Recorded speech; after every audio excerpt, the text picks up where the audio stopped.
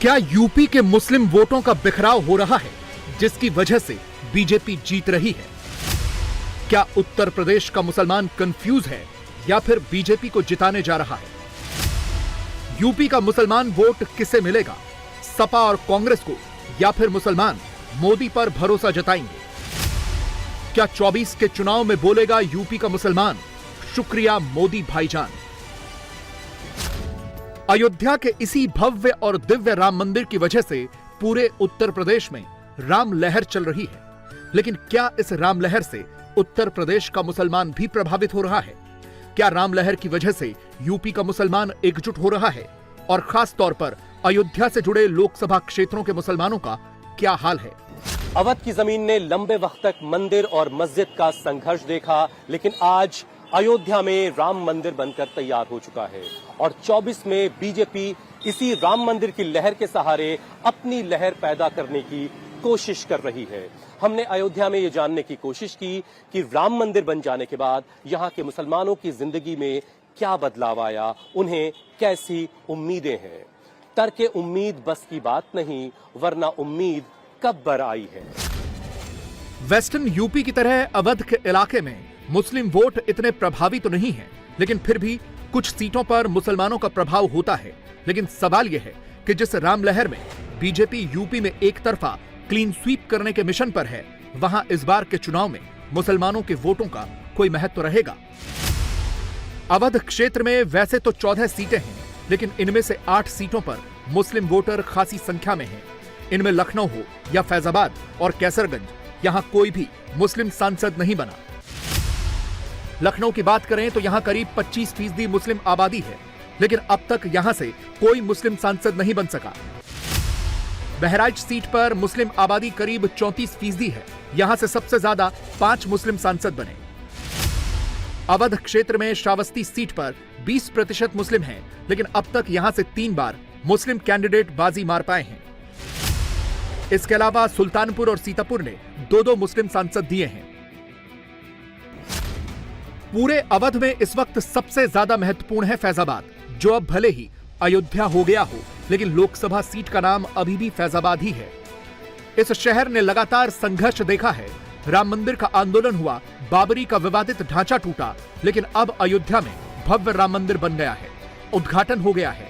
रोजाना लाखों श्रद्धालु अयोध्या आ रहे हैं। तो क्या इससे अयोध्या के मुसलमानों के जीवन में कोई बदलाव आया है कि नहीं? कितना आप बदलाव देख रहे हैं? ये जो बड़ा सा एक राम मंदिर अभी बना है, जिसकी प्राण प्रतिष्ठा 22 जनवरी को हुई है, उसके बाद क्या बदला आपकी जिंदगी में?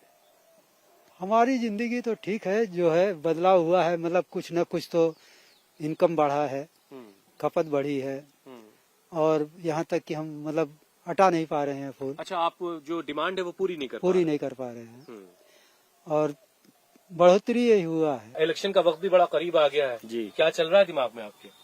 मोदी।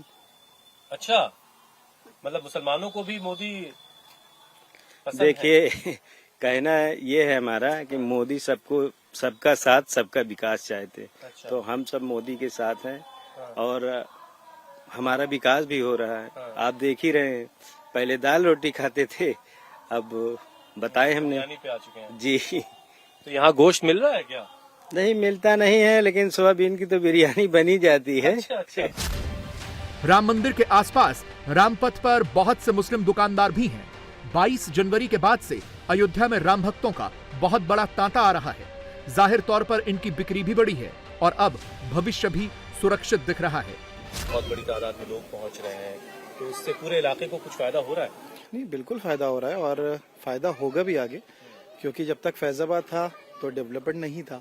अयोध्या होने के बाद वो सारी चीजें हुई जो हम लोगों ने नहीं सोचा था, और अब बाहर हम लोग निकलते। जब जहाँ फैजाबाद लिखा था, अब वहाँ फैजाबाद ना लिखा देख करके अयोध्या कैंट लिखा देखते हैं, तब क्या लग रहा है? कोई दिक्कत नहीं है। मैं कह रहा हूँ कुछ भी, जैसे श्री राम एयरपोर्ट बना, तो पहली बार जब अखबार में देखा कि श्री राम एयरपोर्ट, तो हम लोग ने फौरन ही कहा वाह, हम लोगों को इससे मतलब नहीं था। और वो ऐसा नाम है अयोध्या, और श्री राम जी का ऐसा नाम है कि वो तो हम लोगों के लिए आदरणीय है ही। बीजेपी जिस राम लहर का पूरे देश में होने का दावा कर रही है, अयोध्या उसका एपिसेंटर है, और बीजेपी मानती है कि अयोध्या से सटी हुई लोकसभा सीटों पर भी इसका असर जरूर दिखेगा। एक सवाल ये है कि मुसलमान इससे कितना प्रभावित हुए हैं और अवध के मुसलमानों की जिंदगी में क्या बदला है।